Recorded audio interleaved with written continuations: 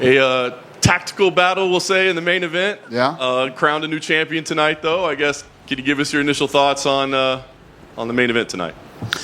Yeah. It was, not what I expected. I expected a lot more shooting, expected a lot more exchanges. Yeah. I don't know if we're going to see Alex back here or not tonight, but we haven't seen him yet. Have you talked to him? Do you know if there was anything wrong with him? Talk to who? To Alex Pereira tonight? No, I haven't seen him yet. He's coming? Yeah? Is he coming here? Huh? Maybe? Potentially. Yeah. Doesn't sound good. Potentially sounds bad. Clearly, we don't matchmake on fight night, but a fight that close with a champion as great as Pereira has been, do you lean towards immediate rematch? Probably. Yeah. Co-main event, Justin Gaethje did Justin Gaethje things. Mm-hmm. Just give us your thoughts on him. And great fight. Yeah. I mean, they won 50 grand for fight of the night. They stole it away from the first two kids of the night. They were looking like they were going to win it. Yeah. Yeah. He was back here and said, look, I don't even know what makes sense, but he's like, I do want to fight for the title again at some point, before he's done. Do you feel like at this point in his career he's still on a potential championship trajectory? I mean, what's he ranked right now? 4th or something, right? 3rd. Yeah, 3rd. There you go. He's still the number 3 ranked guy in the world, so the odds of him getting a title shot are pretty good. Dana, going back to Alex tonight, there's been a little bit of talk about, he's everywhere around the world, right? He's flying to Sydney, he's doing all this stuff when he could be, maybe training at home. Do you feel like that maybe affected his performance and he looked flat tonight, or do you actually give it to Ankalaev for just putting the pressure on him and making him look flat? That's a good question. I think that's a question definitely for him to answer. I definitely don't know his schedule. I know he's been bouncing around, but do you see this everywhere? When somebody becomes a big star and they start making lots of money, there are lots of different doors that open and opportunities. But there's no doubt everybody knew that Ankalaev was going to be a tough fight for him. Everybody knew that this was going to be probably the biggest challenge of his career. And yeah, I wouldn't take anything away from Ankalaev and the pressure that he put on Alex tonight, and kept pushing forward. Even in the 5th round, I was listening on the headphones.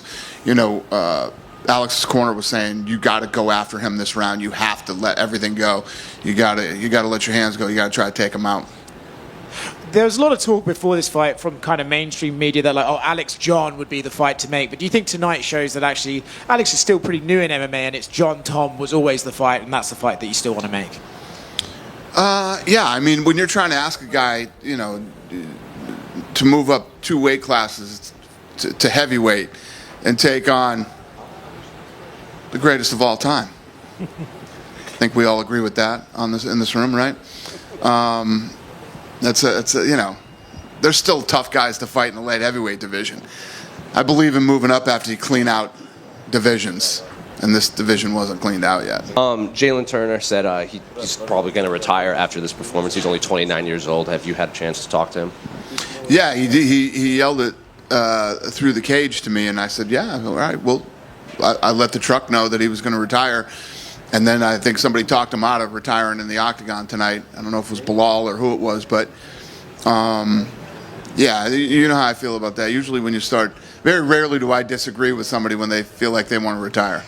You announced Robbie Lawler going into the Hall of Fame. It seems like that was obviously a no-brainer. Just what can you say about Robbie and why now is the time to induct him? Yeah, I've had a great relationship with Robbie, pretty much his entire career and most of mine. I think I saw him fight in Hawaii years ago, and then he was young, but I still wanted to sign him.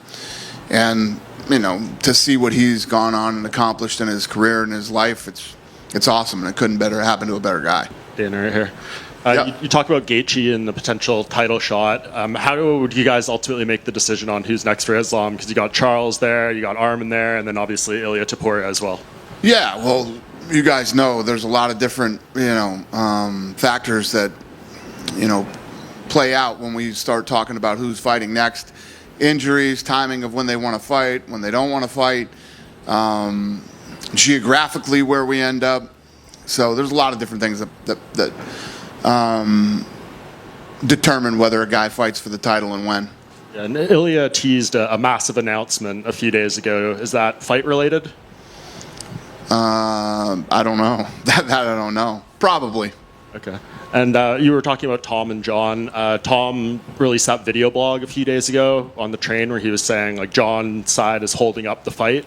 What is he referring to there? Well, I think that,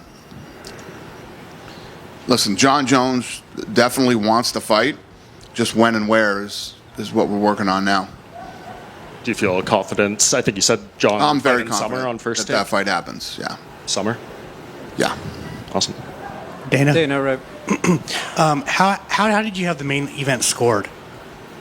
What's the question? How did you have the main event scored?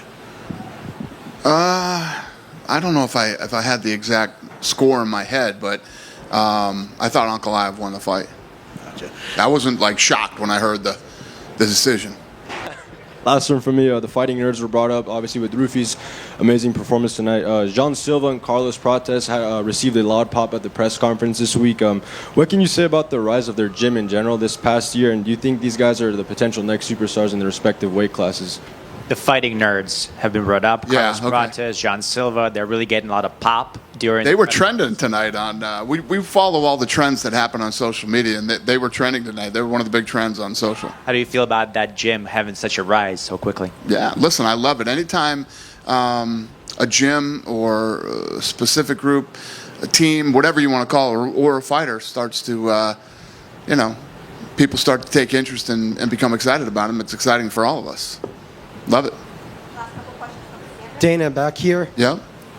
How do you sum up what we saw out of Alex's title reign over the last year, what he was able to accomplish in comparison to the other great light heavyweight runs that you've seen? Yeah, I think that the story of him and Israel Adesanya is incredibly fascinating. These guys that come from kickboxing and were able to come to the UFC and dominate the way that they have, and the story between them, it's fascinating. It's like it's nothing I've ever seen before in the sport. Yeah, very cool.